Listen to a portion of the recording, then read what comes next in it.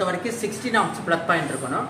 அதே மாதிரி வித் ட்ரிப்பரோடு இருக்கணும். இருந்தது அப்படின்னா கண்டிப்பாக வந்து அவங்களுக்கு வந்து ரொம்ப யூஸ்ஃபுல்லாக இருக்கும்.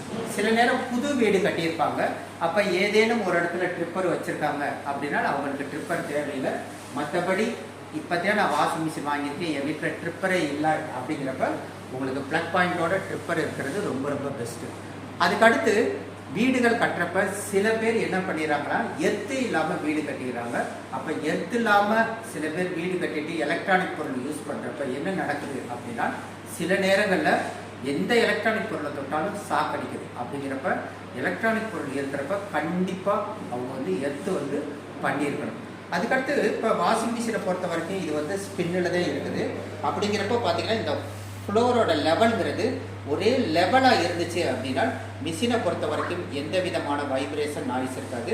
அப்படிங்கிறப்ப உங்களுக்கு ஃப்ளோர் லெவல் வந்து